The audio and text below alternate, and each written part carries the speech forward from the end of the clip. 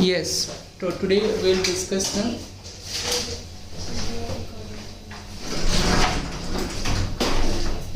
आज हम लोग करंट अफेयर्स के मोस्ट इम्पोर्टेंट टॉपिक्स भी डिस्कस करने वाले हैं जो पिछले क्लास में हमने डिस्कस की थी, ठीक है ना। उसको जो है वो आगे कंटिन्यू करने वाले हैं, राइट। तो जो है वो पिछली क्लास में जो हमने किया था, ठीक है ना, आप लोगों को पता ही है जो भी कॉन्स्टिट्यूशनल पोस्ट थे, ठीक है ना, ऑफिसर्स के, वो सब डिस्कस किए थे। फिर बाकी जो भी अलग अलग डिफरेंट डिपार्टमेंट्स के, मिनिस्ट्री के, ठीक है, तो अलग अलग डिफरेंट जो है वो क्वेश्चंस और उनके जो है वो पार्ट्स हम लोगों ने देखे थे, राइट। उसके बाद जो है वो इम्पोर्टेंट स्कीम्स, ठीक है, important mission we have understood in the previous class, ठीक है ना। इम्पोर्टेंट मिशंस, इम्पोर्टेंट जो है वो गवर्नमेंट स्कीम्स जो भी इम्प्लीमेंट किए गए हैं, ठीक है, उन सब के बारे में हम लोगों ने देखा था, ठीक है। जो जो इसमें इम्पोर्टेंट पोर्शंस हैं वो हम लोग डिस्कस करने वाले हैं, राइट। तो उसके बाद हम लोग जो है वो इसके बाद पिछले क्लास में जो है वो कुछ जो है वो इम्पोर्टेंट पॉइंट्स हम लोगों ने डिस्कस की थी, ठीक है। अब जो है वो अभी जो हम लोग डिस्कस करने वाले हैं, ठीक है, कुछ जो है वो बैंक वगैरह के, जैसे मर्ज वगैरह कुछ बैंक हुए हैं बैंकिंग सेक्टर्स में, ठीक है, तो उनको हम लोग डिस्कस करेंगे, मर्जिंग ऑफ बैंक्स। उसके बाद जो है वो आगे जो है वो डिस्कस करेंगे, इसलिए ये काफ़ी ज़्यादा इंपॉर्टेंट है एग्जामिनेशन पॉइंट ऑफ व्यू से, तो क्वेश्चन आ सकते हैं इससे, ठीक है। तो जैसे जो है वो आपका गवर्नर जनरल आपको बताए थे, governor of RBI Shaktikanta Das, right. और उसके बाद इसमें उप गवर्नर भी कहे जाते हैं, ठीक है। उप गवर्नर मीन्स यू कैन से वाइस गवर्नर ऑफ RBI, तो वाइस गवर्नर आप लिख लेंगे, vice governor of RBI, vice governor of RBI, ठीक है ना। Reserve bank of India, vice governor कौन है? टी रविशंकर, ठीक है ना, टी रविशंकर या M Rajeshwar, T Ravishankar and M Rajeshwar, okay, M Rajeshwar, ठीक है। तो ये वाइस गवर्नर हो गए, राइट। उसके बाद जो है आपको इसमें जो है वो बहुत सारे बैंक्स हैं जो सरकारी है, मीन्स गवर्नमेंटल है, as well as private banks भी हैं, ठीक है। लेकिन कुछ बैंक्स जो गवर्नमेंटल है उनका क्या हुआ, मर्जिंग हुआ है। जैसे फॉर एग्जांपल कि 30 अगस्त यू कैन से दैट ना, 30 अगस्त 2019 को, 30 अगस्त 2019 को जो है वो मर्ज हुआ था बैंक, राइट। तो बैंक का मर्जिंग हुआ है, तो उसमें क्या है कि 10 जो है वो 10 जो है वो आपके जो बैंक है, ठीक है, उनको मर्ज किया गया है, ठीक है। तो 10 जो है वो 10 बैंक को 4 बैंक के साथ मर्ज किया गया, मीन्स एक तरह से बोल सकते हैं कि 4 बैंक्स जो थे ना उनको मर्ज किया गया 10 जो है वो बैंक के साथ, ठीक है। तो इसमें जो है आप ये कह सकते हैं कि अभी जो है वो बैंक की टोटल जो है, टोटल नंबर ऑफ बैंक्स जो है अभी 12 है, right. Total number of banks जो हैं कितने हैं आपके? 12, ठीक है। तो 12 जो है टोटल नंबर ऑफ बैंक्स हैं। इसमें मर्जिंग हुआ है, राइट ना। मर्जिंग में आप देखोगे कि इलाहाबाद बैंक का मर्जिंग, ठीक है ना, इलाहाबाद बैंक था पहले, इलाहाबाद बैंक, ठीक है, इसके बारे में आप जानते ही हैं। इलाहाबाद बैंक का मर्जिंग जो हुआ है वो किसके साथ हुआ है? ठीक है, आंध्रा बैंक के साथ, ठीक है, इंडियन बैंक के साथ हुआ है इसका, इलाहाबाद बैंक का इंडियन बैंक के साथ मर्जिंग हुआ है, राइट। तो merged with, you can see that merged with Indian bank, ठीक है। तो इलाहाबाद बैंक जो है वो इंडियन बैंक के साथ मर्ज हुआ है, समझ में आ रहा है। फिर आंध्रा बैंक जो है वो यूनियन बैंक के साथ, तो आंध्रा बैंक जो है वो, आंध्रा बैंक इसके साथ हुआ यूनियन बैंक के साथ, ये जो है वो मर्ज्ड विद यूनियन बैंक, ठीक है। तो ये इसके साथ मर्ज हुआ है, तो this is merged with union bank, ये मर्ज्ड विद यूनियन बैंक के साथ जो है वो मर्ज हुआ है, समझ में आया, ठीक है। तो आंध्रा बैंक का जो है वो यूनियन बैंक का, ठीक है, union bank of India, you can see that union bank of India के साथ जो है इसका मर्जिंग हुआ है। ये आपके इंपॉर्टेंट पॉइंट्स हैं जो आपको लिखने हैं और समझने हैं, ठीक है। ओरिएंटल बैंक ऑफ कॉमर्स और यूनाइटेड बैंक ऑफ इंडिया, ठीक है ना, oriental bank of commerce, oriental bank of commerce, oriental bank of commerce and United Bank of India, right, and United Bank of India, right, United Bank of India हो गया। United Bank of India ऑपरेगा। उसका क्या विलय हुआ किसके साथ? Punjab national bank के साथ, राइट। तो merge with Punjab national bank, merge with इसके साथ मर्ज हुआ Punjab national bank, Punjab national bank के साथ मर्ज हुआ, right. This is the point that you can say that Punjab national bank के साथ मर्ज हुआ, ठीक है। फिर उसके बाद सिंडिकेट बैंक का केनरा बैंक के साथ, सिंडिकेट बैंक अगर है जो सिंडिकेट बैंक, तो इसका जो हुआ है वो केनरा बैंक के साथ हुआ है merge, merge with Canara bank, right. तो मर्ज विद इसके साथ हुआ है Canara bank. So this is the point that you can understand that ये किसके साथ हुआ है? सिंडिकेट बैंक मर्ज हुआ है केनरा बैंक के साथ, ठीक है। उसके बाद लिखोगे विजया बैंक और देना बैंक, ठीक है। Vijaya bank and Dena bank, ये हो जाएगा Vijaya bank, right, and Dena bank, and Dena bank. इसका ये जो है वो मर्ज हुआ किसके साथ? Merge with bank of Baroda, तो merge with bank of Baroda, तो ये मर्ज हुआ है आपका बैंक ऑफ बड़ौदा के साथ, राइट। तो ये सभी इंपॉर्टेंट जो है वो पॉइंट्स हैं जो बैंकिंग सिस्टम में आपको समझना है, ठीक है। तो ये मर्जिंग जो है वो काफ़ी ज़्यादा इंपॉर्टेंट है, आपको क्वेश्चन जो है इससे पूछे जा सकते हैं आपके एग्जाम में, ठीक है। और ये काफ़ी ज़्यादा एग्जाम पॉइंट ऑफ व्यू से इम्पोर्टेंट भी है, ठीक है। तो ये आपका पॉइंट हो गया, ठीक है। तो इसमें आप लीजिए, ठीक है, राइट। उसके बाद हम लोग देखते हैं आगे जो भी ऑर्गेनाइजेशंस हैं उनको देखेंगे, ठीक है। और जो भी जो है वो इंटरनेशनल ऑर्गेनाइजेशंस हैं उनके अध्यक्ष वगैरह देखेंगे, उनके हेडक्वार्टर्स वगैरह देखेंगे, राइट। हेडक्वार्टर्स वगैरह कहाँ कहाँ है, ठीक है। तो यूनाइटेड नेशंस जो भी आपके means you can say that ना कि जो भी इंटरनेशनल ऑर्गेनाइजेशंस हैं उनके हेडक्वार्टर्स, ये काफ़ी ज़्यादा इंपॉर्टेंट है, ठीक है। तो इसको हम देखेंगे international organisation, right. International organisations, international organisations,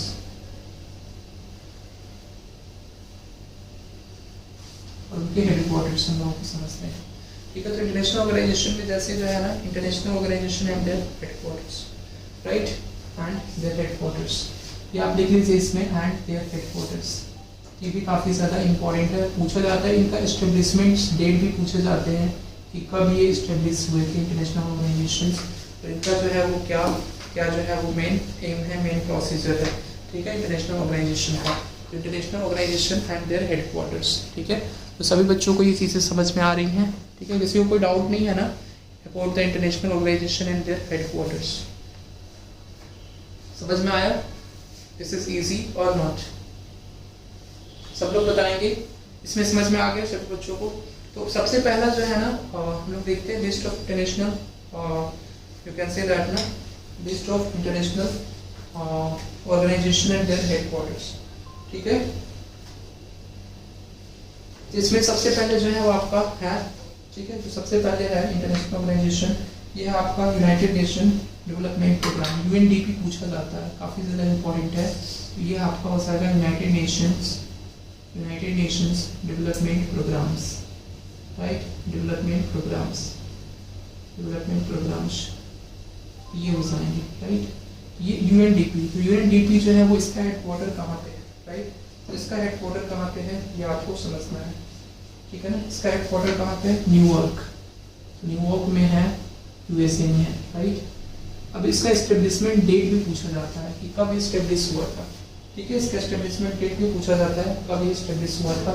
establishment date था 1965। एस्टेब्लिशमेंट कब हुआ था इसका? 1965 में। सब लोगों को समझ में आ रहा है? यूएनडीपी आपका United Nation development programmes, New York में जो है वो यूएसए में इसका क्या है? हेडक्वार्टर है। और 1965 में इसका क्या हुआ था? एस्टेब्लिशमेंट हुआ था, ठीक है। तो नेक्स्ट है आपका यूनाइटेड नेशन इन्वायरमेंट प्रोग्राम, ठीक है। तो यूएनईपी, तो नेक्स्ट है आपका UNEP, right, United Nation environmental programmes, जिसको बोलते हैं हम लोग United Nations, you can say that United Nations environmental programme, ठीक है ना, इन्वायरमेंटल प्रोग्राम, राइट। तो यूनाइटेड नेशन इंटरनेशनल प्रोग्राम्स ये आपका दिया हुआ है। इसका हेडक्वार्टर जो है वो हम लोग देखेंगे केन्या, नैरोबी, ठीक है, पेन्या दैट इज इसमें जो है ना आपका 1972 में जो है इसका एस्टेब्लिशमेंट हुआ, right. This has been established in 1972। समझ में आया? यूएनईपी, ठीक है, ये इसके हेडक्वार्टर्स हैं। हेडक्वार्टर्स कहाँ है, मीन्स कि कौन कौन से कंट्रीज में इनके हेडक्वार्टर्स हैं, ठीक है। जो भी इंपॉर्टेंट जो है ऑर्गेनाइजेशन से इसके क्वेश्चन पूछे जाते हैं, कभी कभी तो फुल फॉर्म ही पूछ लेता है। पिछले साल ही आया वो क्वेश्चन है यूएनडीपी आपके एग्जाम में, ठीक है। तो UNDP United Nation development programme, right, this is the most important point, okay. United Nation population fund, तो यूएनपीएफ, राइट। आपका नेक्स्ट है United Nations population fund, United Nations population fund, right, population fund, ये आपका है United Nation population fund, जिसको बोलते हैं यूएनपीएफ। यूएनपीएफ का हेडक्वार्टर जो है वो कहाँ पे है, इसका हेडक्वार्टर, ये सब काफी ज्यादा इम्पोर्टेंट है। तो इसका हेडक्वार्टर्स कहाँ पे है जी, बताओगे सभी लोग? यूएनपीएफ, यूनाइटेड नेशन पॉपुलेशन फंड, ये सभी का आपको पता है कहाँ पे, मींस इसका वर्क कहाँ पे है, वर्क क्या क्या है, वर्क प्रोफाइल ये नहीं पता है ना, न्यूयॉर्क यूएसए, वैसे आता नहीं है इसके बारे में किस इनका वर्क क्या है, ठीक है। बस इनके हेडक्वार्टर्स पूछे जाते हैं और एस्टेब्लिशमेंट डेट भी आ जाता है कभी कभी, 1969 में जो है ये एस्टेब्लिश हुआ, ठीक है। तो 1969 में क्या हुआ था, एस्टेब्लिश हुआ था, ठीक है। UNICEF, right, UNICEF. यूनिसेफ का फुल फॉर्म क्या होता है, पता है सब लोगों को? यूनिसेफ बताइए, UNICEF, United Nations emergency fund, ठीक है, समझ में आया? तो इसका जो है वो इसका भी न्यूयॉर्क में ही है, न्यूयॉर्क में है, एंड यूएसए में जो है आपका यूएसए में जो एस्टेब्लिश है 1946 में, right. UNICEF means nothing but ना, this is United Nations international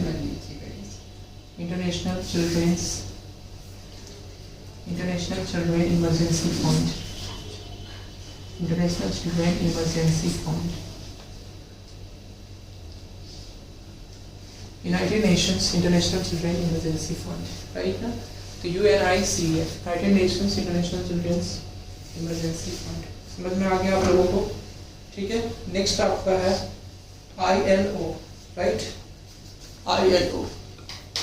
ILO का हेडक्वार्टर कहाँ है, आईएलओ आपका हेडक्वार्टर कहाँ है, जिनेवा में, राइट। जिनेवा से वो कहाँ पे है, स्विट्जरलैंड, ये आपका दिख रहा है इसमें, दिख रहा है, ठीक है। तो आईएलओ का कहाँ पे है, Geneva, that is in Switzerland, right, ये आपका हो जाएगा स्विट्जरलैंड। इसका एस्टेब्लिशमेंट डेट है 1990, ठीक है, 1990, समझ में आया? तो 1990 हो जाएगा, दैट इज आईएलओ। आईएलओ को क्या बोलते हैं लोग, international labour organisation, right. This is known as international, you can say that international labour organisation,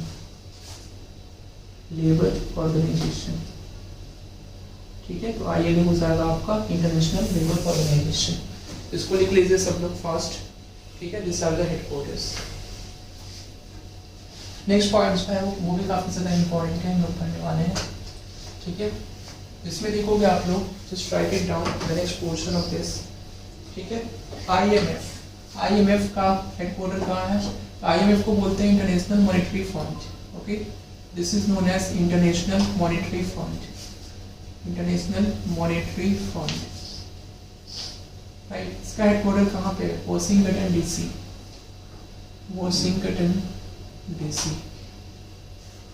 right, Washington DC में है। 1944 में इसका एस्टेब्लिशमेंट हुआ था, 1944 में इसका एस्टेब्लिशमेंट हुआ था, ठीक है ना। ये काफी ज्यादा इंपॉर्टेंट है, राइट।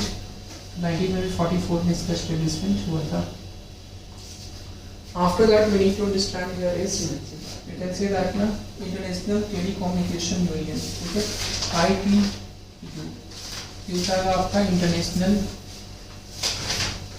टेलीकम्युनिकेशन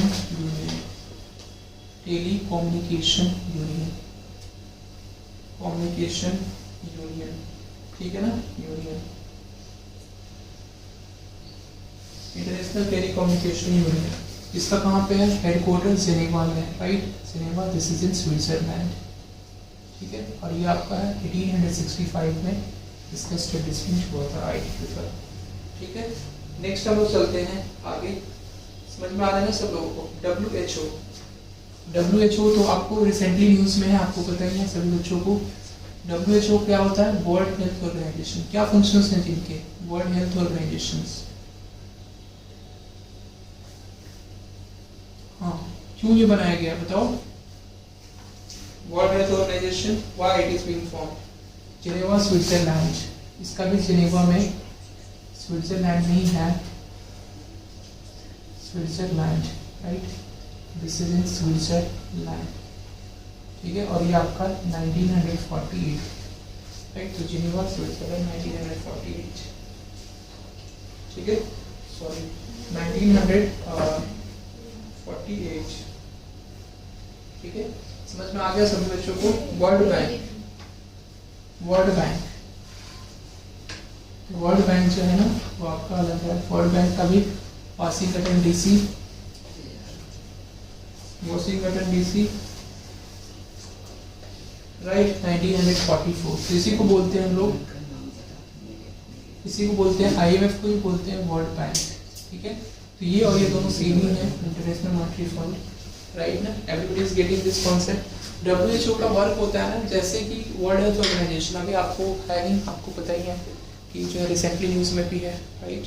तो WHO का क्या वर्क होता है कि जो भी एपिडेमिक या कोई भी इंटरनेशनल लेवल पे एक एंडेमिक जो है वो जनरेट हो रहा है, तो उसको उससे अवेयर करना, जो भी इंटरनेशनल लेवल पे सबको अवेयर करना, और उसके अकॉर्डिंग जो है वो उसके रिगार्डिंग गाइडलाइंस जो है वो इशू करना, ठीक है ना, कि हाउ मच एनी पेंडेमिक और endemic is much more powerful and much more like about the virus. जैसे अभी कोरोना वायरस का जो है वो आया था, आपको पता ही है, WHO हमेशा जो है वो हर एक चीज़ के बारे में क्या कर रहा है, इंफॉर्मेशन प्रोवाइड करा रहा है, ठीक है। ये समझ में आ गया इतना सभी बच्चों को? कोई दिक्कत इसमें, कोई प्रॉब्लम नहीं है ना? आगे देखते हैं तो, ठीक है। एमनेस्टी इंटरनेशनल, नेक्स्ट है आपका एमनेस्टी इंटरनेशनल।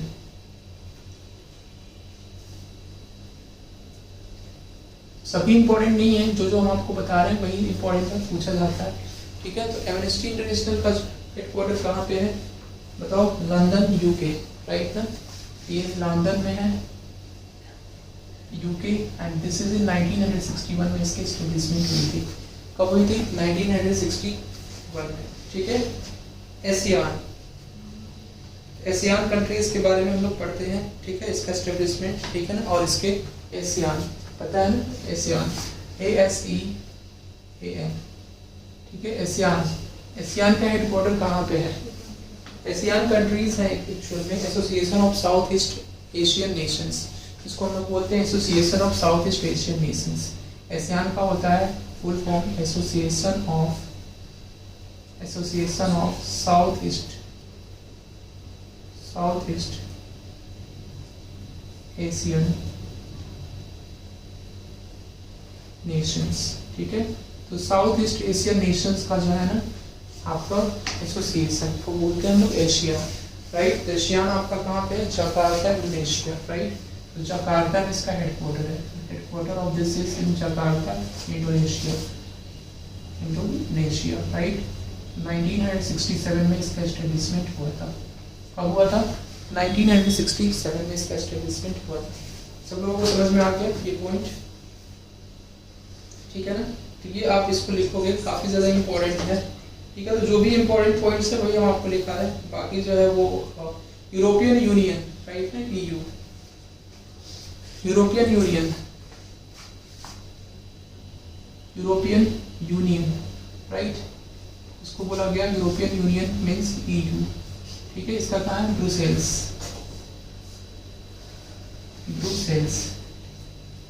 ब्रुसेल्स में जो है इसका क्या है?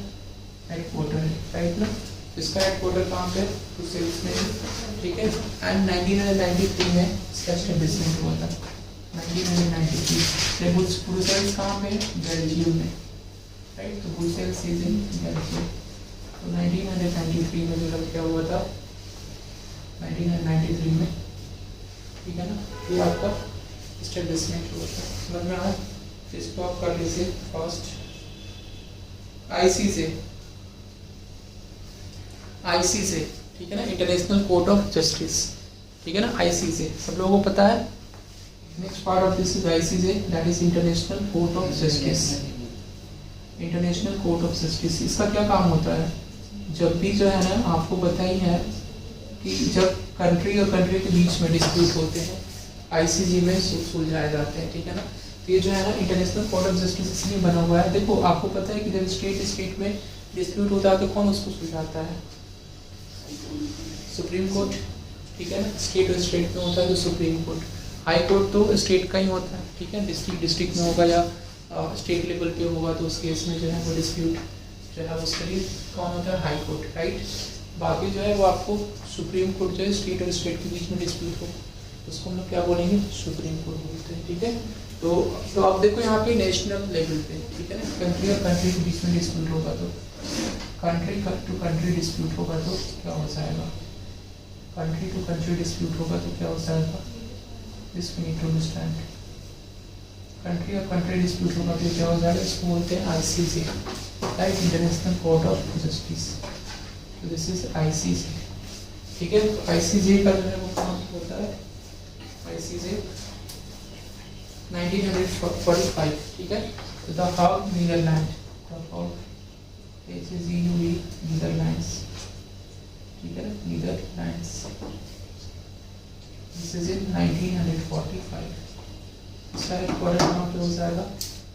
1945। ICJ का हेडक्वार्टर आपका हो जाएगा 1945। दिस इज ICJ, समझ में आया? इसको जल्दी लिख लो आप लोग फास्ट, ठीक है, काफी ज्यादा इंपॉर्टेंट है। फिर कुछ कंट्रीज हैं जो काफी ज्यादा इंपॉर्टेंट है, ठीक है। ओपेक कंट्रीज जो है वो भी इंपॉर्टेंट है, ओपेक, OPEC, ठीक है, ओपेक कंट्रीज। ओपेक कंट्रीज जो है वो क्या होता है? Organisation of the petroleum exporting countries. ये आपका क्या है? इसमें ऑर्गेनाइजेशन होता है पेट्रोलियम एक्सपोर्टिंग कंट्रीज का, organisation of petroleum exporting countries, ठीक है। जो पेट्रोलियम एक्सपोर्टिंग कंट्रीज हैं इनका क्या है? ये ऑर्गेनाइजेशन है, समझ में आ रहा है? पेट्रोलियम एक्सपोर्टिंग कंट्रीज का वियना ऑस्ट्रिया, राइट। तो वियना ऑस्ट्रिया 1960 में इसका हेडक्वार्टर कहाँ पे है? वियना में होगा, राइट, ऑस्ट्रिया में होगा। एंड कब होगा ये? 1960 में, right. This is in Vienna and Austria 1960, right ना। इसको आप कर लो fast. South Asian Association for Regional Corporation, right, SAARC। इसको कर लो SAARC कंट्रीज को।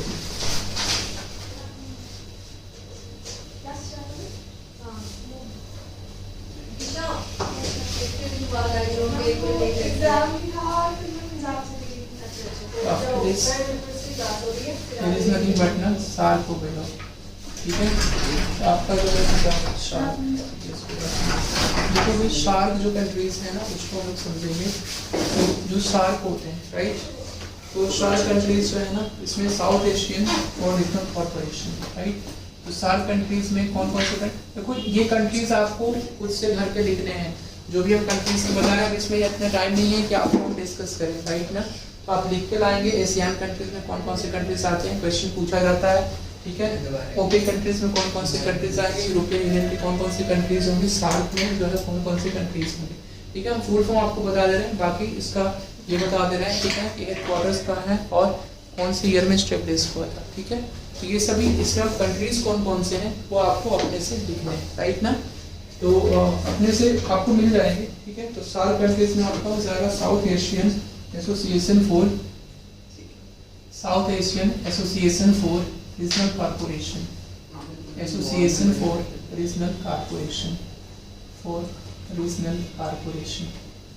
Right, corporation. You can say that, इसको बोलते हैं SAARC कंट्री, साउथ एशियन, ठीक है। काठमांडू नेपाल, इसका हेडक्वार्टर कहाँ पे? काठमांडू नेपाल, काठमांडू में है, नेपाल में है। और 1985 में इसका एस्टेब्लिशमेंट हुआ था। कब हुआ था? 1985 में एस्टेब्लिशमेंट हुआ, ठीक है। इसको लिख लो आप फास्ट, 1985 में इसका एस्टेब्लिशमेंट हुआ था, ठीक है जी, सब लोगों को समझ में आ गया? ठीक है, अब हम लोग आगे चलते हैं इसके बाद। ठीक है, समझ गए आप लोग सभी बच्चे? ठीक है, ये सभी जो है वो हेडक्वार्टर्स हो गए और उनके जो है वो इम्पोर्टेंट जो है वो एस्टेब्लिशमेंट डेट हो गए, राइट ना। तो आगे हम लोग चलते हैं इसके बाद।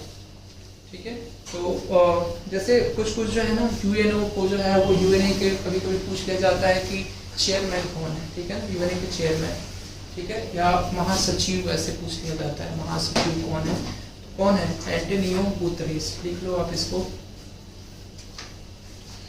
महासचिव इसको बोलते हैं, महासचिव इसको बोलते हैं, सेक्रेटरी इसको बोलते हैं ना कि जो है वो वाइस सेक्रेटरी। तो आप ये भी बोल सकते हैं संयुक्त राष्ट्र, यूएनए इसको बोलते हैं यूएनओ।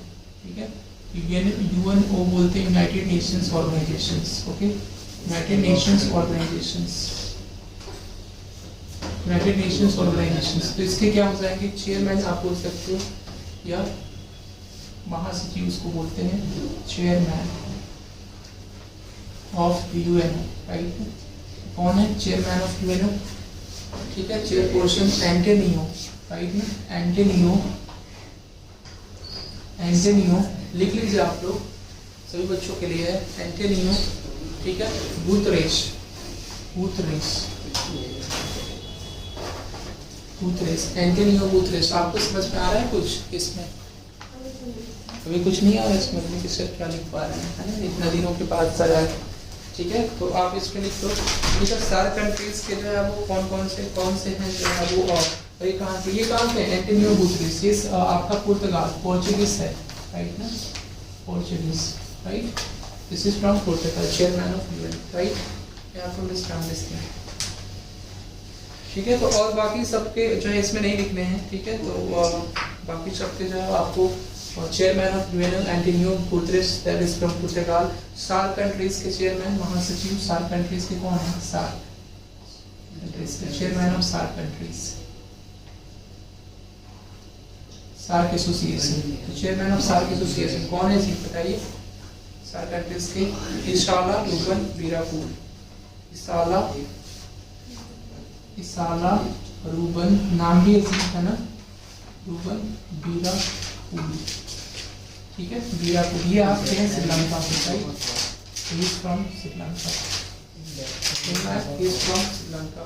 तो कभी कभी ये आता है, इसमें पूछा जाता है। ठीक है, फिर उसके बाद नाम, नाम के जो है वो चेयरपर्सन, नाम के चेयरपर्सन कौन है? ठीक है ना, नाम क्या है? ठीक है ना, कौन? नाम क्या है? चेयरपर्सन ऑफ नाम, बताइए जी, आपको पता है? हाँ, non aligned movement, chairman of नाम, बिल्कुल सही। इसको हिंदी में बोलते हैं गुट निरपेक्ष आंदोलन, this is known as non aligned movement. ठीक है ना, नॉन अलाइंड मूवमेंट बोलते हैं इसको, और इसको हिंदी में हम लोग बोलते हैं गुट निरपेक्ष आंदोलन। ठीक है, इसके चेयरमैन कौन थे? ठीक है ना, अध्यक्ष इसको बोलते हैं, चेयरमैन। ठीक है, इल्हाम, लिख लीजिए, इल्हाम अली एब, इल्हाम अली एब, राइट ना, इल्हाम अली एब। समझ में आया? This is the point that you need to understand. WTO के जो है वो चेयरपर्सन कौन है? डब्ल्यूटीओ वर्ल्ड ट्रेड ऑर्गेनाइजेशन, ये तो आपको पता ही है, this is world trade organisation. Headquarters India के भी आएंगे। ठीक है ना, इंडिया के जो भी, जैसे आरबीआई का हेडक्वार्टर कहाँ है? ठीक है, आपको पता है कि आरबीआई पूरे ऑल ओवर द इंडिया में है, राइट ना, पटना में भी है, दिल्ली में भी है। ठीक है, हर एक जगह आरबीआई के ब्रांचेस हैं, है कि नहीं? लेकिन मेन हेडक्वार्टर कहाँ है आरबीआई का? मुंबई में है, पता है ना सब लोगों को। तो आरबीआई के ब्रांचेस हर एक जगह है। ठीक, यहाँ पे देखो वर्ल्ड ट्रेड ऑर्गेनाइजेशंस। ठीक है, तो वर्ल्ड ट्रेड ऑर्गेनाइजेशंस के चेयरपर्सन, विश्व व्यापार संगठन इसको बोलते हैं हिंदी में, राइट। तो इसके चेयरपर्सन कौन है? चेयरपर्सन। ठीक है, तो chairperson world trade organisation chairperson कौन है?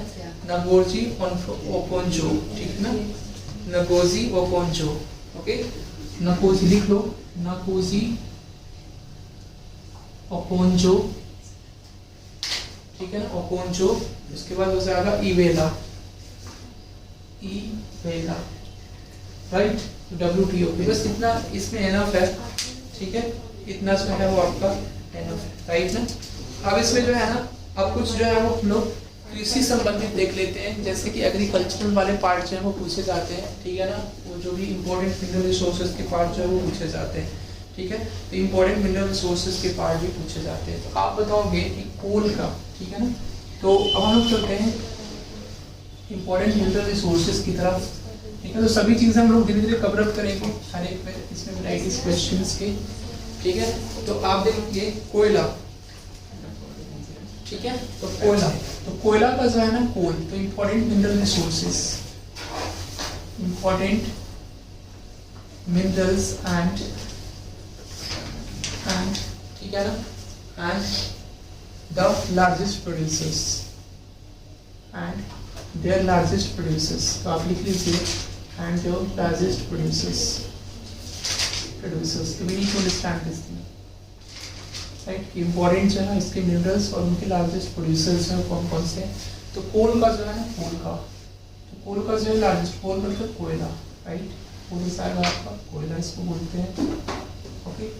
This is the point that you can see that. तो कोल का जो लार्जेस्ट प्रोड्यूसर होगा in the world that is China, you can say China is the largest producer of coal in the world, China, you can see that. World में पूरा largest producer जो है वो कोल का सबसे ज्यादा कौन है, चाइना।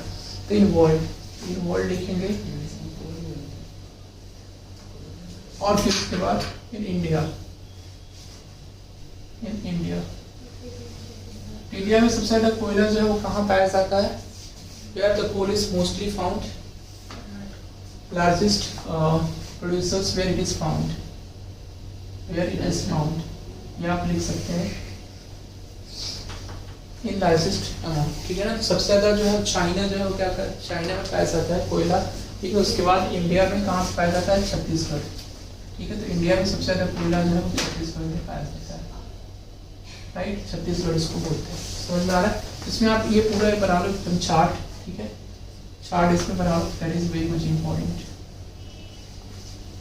ठीक है जी। छत्तीसगढ़ समझ में आया। हीरा, डायमंड, डायमंड का सबसे बड़ा प्रोड्यूसर कौन है बताओ पूरे वर्ल्ड में, कैलिफोर्निया, रशिया, रशिया में पाया जाता है, रूस हिंदी में बोलते हैं रशिया, ठीक है जी। रशिया डायमंड का प्रोड्यूसर्स। और मध्य प्रदेश में पाया जाता है इंडिया में डायमंड, हीरा, मध्य प्रदेश में, समझ में आया। मध्य प्रदेश में ये 2021 का है अभी नया जो है ना, नया अपडेट करके बनाया है, कहाँ पाया जा रहा है, ठीक है ना, सबसे ज्यादा, ठीक है, सबसे ज्यादा कहाँ पाया जा रहा है, ठीक है। तो ये आपका अपडेट करके बनाया गया है, पहले कहीं पुराना नहीं है, अपडेट करके दिया हो, ठीक है। तांबा, तो तांबा देखेंगे, तांबा को क्या बोलते हैं,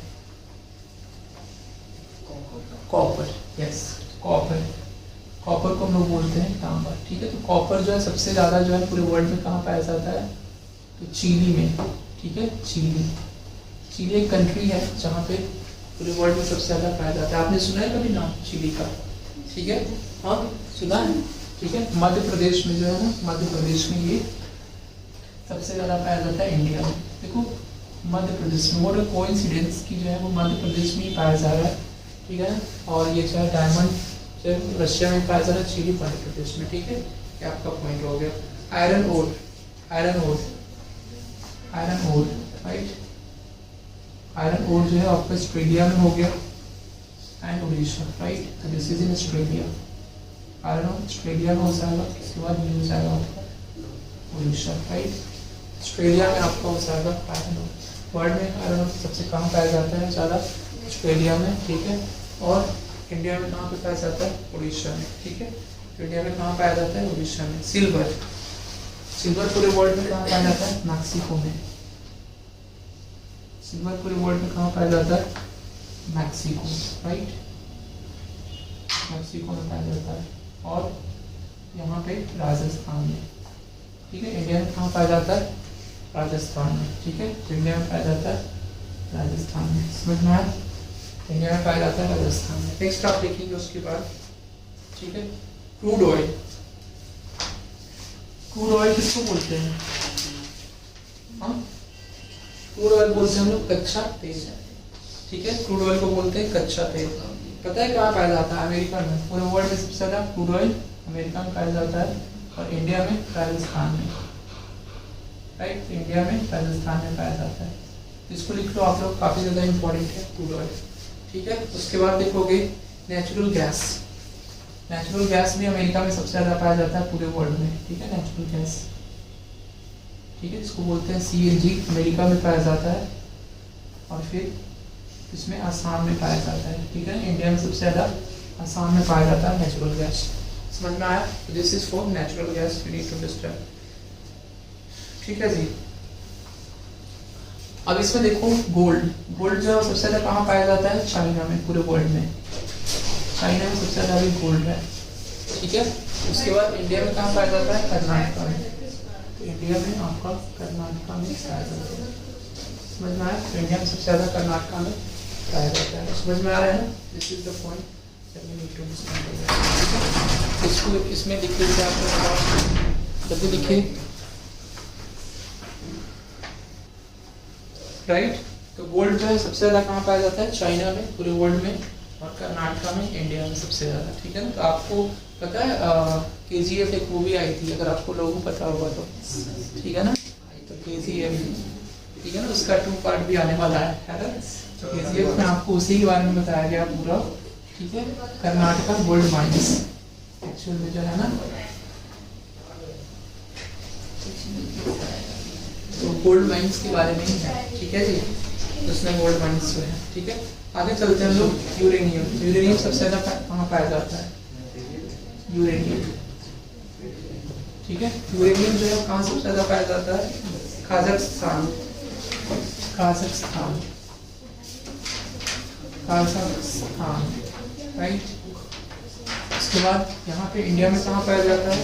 इंडिया में आपको पाया जाता है आंध्र प्रदेश में, राइट। इंडिया में आपको पाया जाता है आंध्र प्रदेश, ठीक है जी। तो ये सब जो है इम्पोर्टेंट आपके क्या है? Minerals and largest producers in the world, ठीक है जी। तो अभी इम्पोर्टेंट जो है लार्जेस्ट प्रोड्यूसर्स जो भी आपके फॉर इंस्टेंस में यूरेनियम का आपको लिखा है काजाकिस्तान, ठीक है ना।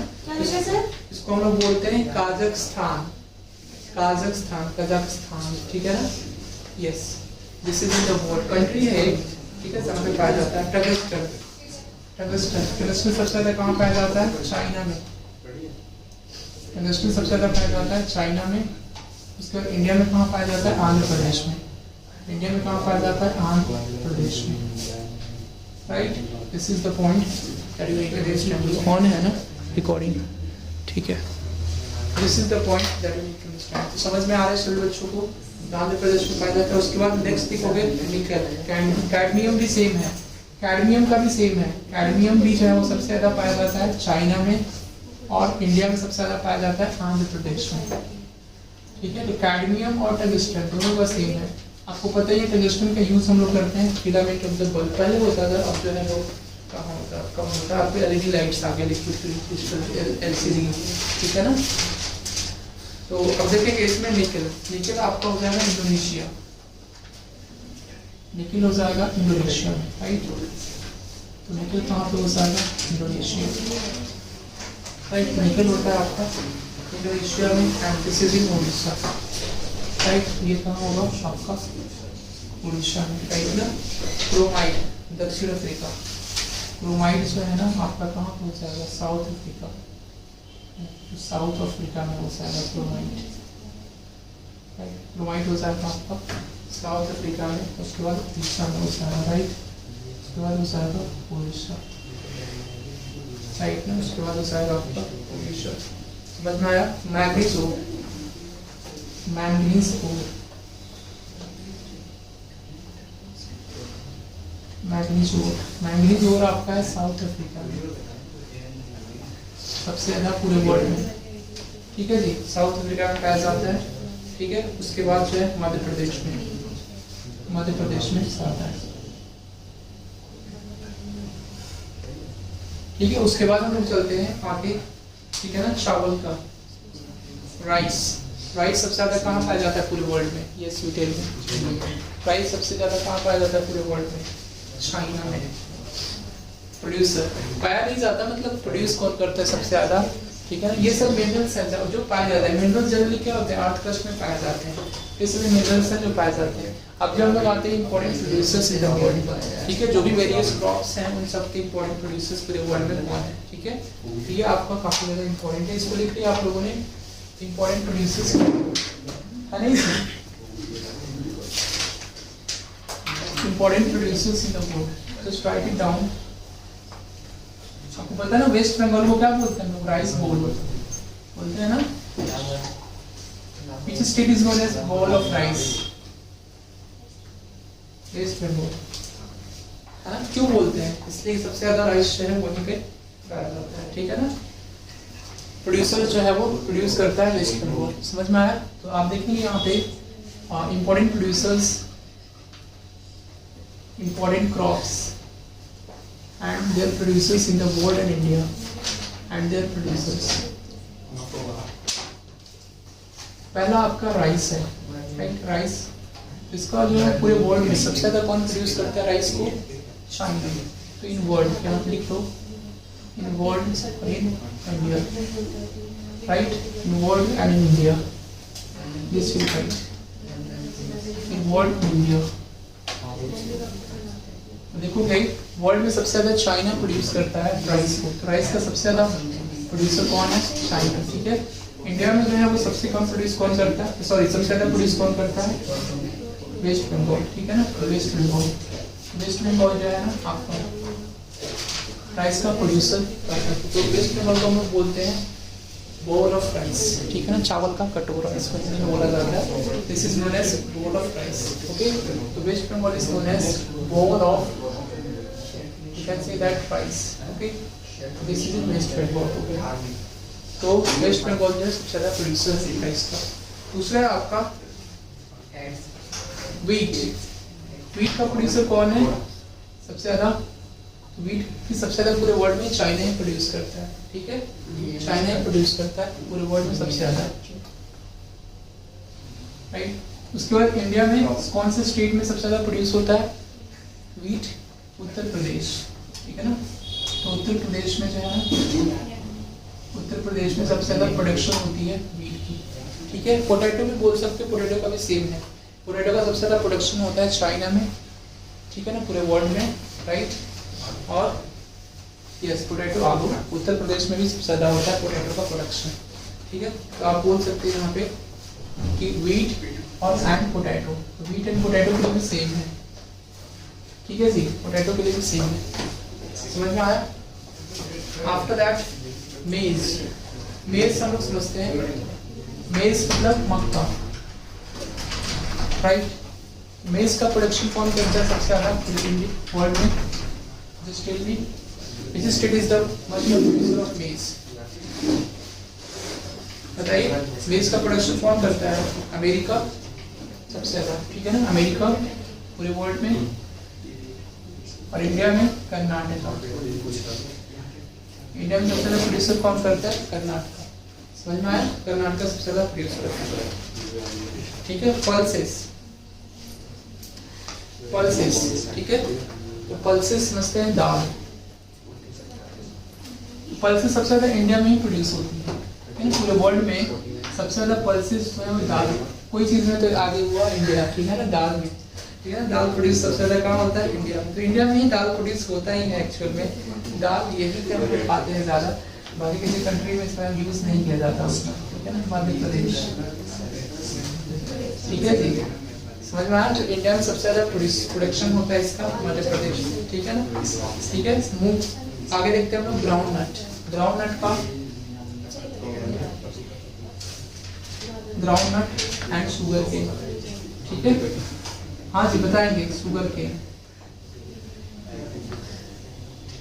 तो ग्राउंड नट और शुगर केन का प्रोडक्शन कौन सबसे ज्यादा करता है बताइए? ग्राउंड नट, मूंगफली, इसको हिंदी में बोलते हैं मूंगफली। चाइना, इसमें भी चाइना ही आ गया, तो सब चाइना सब में आ गया चाइना। और ये हो जाएगा गुजरात। इंडिया में सबसे ज्यादा प्रोडक्शन इसका होता है गुजरात में, ठीक है, मूंगफली का। ठीक है, ग्राम का। नेक्स्ट है आपका क्या है, शुगर केन। तो शुगर केन का सबको पता ही होगा। शुगर केन का सबसे ज्यादा प्रोड्यूसर क्या है, Brazil. Brazil is the largest producer of sugar cane in the world. Okay, India में सबसे ज्यादा प्रोडक्शन कहाँ होता है, उत्तर प्रदेश में। लेकिन एक चीज हम आपको बताएंगे कि शुगर मिल्स फैक्ट्रीज जो है ना, आपको पता है कि शुगर केन से शुगर्स प्रोड्यूस होते हैं, मोलासिस या जैगरी इसको बोलते हैं, वो भी प्रोड्यूस होता है। इसको बोलते हैं हिंदी में दूध, राइट, मोलासिस और जैगरी। ओके, शुगर केन से शुगर प्रोड्यूस होते हैं। तो शुगर मिल्स जो है ना वो उत्तर प्रदेश में भी हैं और महाराष्ट्र में भी हैं। लेकिन पता है आपको, as compared to the sugarcane which is grown in Maharashtra has much more sucrose content because the quality and the production of sugar depends on the sucrose content in the sugarcane crop। ठीक है ना, sugar के crop में sucrose content कितना है इसके ऊपर depend करेगा, ठीक है, कि शुगर कितना प्रोड्यूस होगा। Means given amount of sugar cane में शुगर का प्रोडक्शन कितना होगा। तो समझ में आ रहा है कि नहीं आ रहा है? ऐसा तो नहीं लग रहा है कि सर पता नहीं क्या क्या बोले जा रहे हैं। समझ में आ रहा है ना perfectly. Maharashtra is the Maharashtra, you know that na, the sugarcane which is grown in Maharashtra has much more sugar content as compared to the sugarcane which is grown in Uttar Pradesh, right? This is the point that you need to understand here. समझ में आ रहा है? उत्तर प्रदेश और इसमें आपको sugarcane का आपको वही है, जूट का। जूट का सबसे ज्यादा प्रोडक्शन जो है वो इंडिया में करता है। और जूट का आपको पता ही है कि जूट की मिल्स हैं बहुत सारे, और फर्स्ट मिल एस्टेब्लिश हुए थे 1965 में, पता है ना, या 1865 में, 1800 बताओ कब हुआ था। तो आप देखो जूट जो है ना, जूट जो है वो सबसे ज्यादा इंडिया में ही उगाया जाता है, ठीक है ना, ग्रो किया जाता है। और ये वेस्ट बंगाल में हुगली रिवर के पास में सबसे पहले जो है ना जूट मिल एस्टेब्लिश हुआ था, ठीक है ना। तो ये आपका हो जाएगा जूट, ठीक है। तंबाकू, ये सब तो खैर इम्पोर्टेंट नहीं है, ठीक है। तो टी का प्रोड्यूसर सबसे ज्यादा पूछा जाता है कि टी का प्रोड्यूसर जो है वो कौन है, ठीक है ना। टी का प्रोड्यूसर आपका चाइना है सबसे ज्यादा पूरे वर्ल्ड में, ठीक है। इंडिया में कौन प्रोड्यूस करता है, आपको पता है आसाम में होती है चाय की खेती, ठीक है ना। आसाम में प्रोडक्शन होता है, ठीक है। तो ये आपको पता ही है सब लोगों को, ठीक है। उसके बाद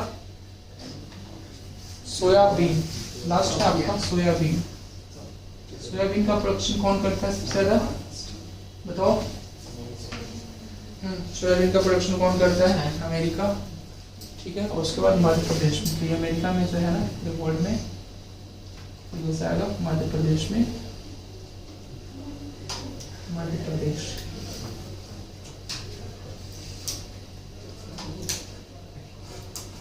मध्य प्रदेश में हो जाएगा आपका इंडिया, ठीक है ना। इन वर्ल्ड जो है वो किसमें हो जाएगा, अमेरिका, अमेरिका इसमें आके है, ठीक है। और इंडिया में आपका है मध्य प्रदेश। समझ में आया? इंडिया में आपका कौन है, मध्य प्रदेश। समझ में आया ना? This is the point that we need to understand about, right ना।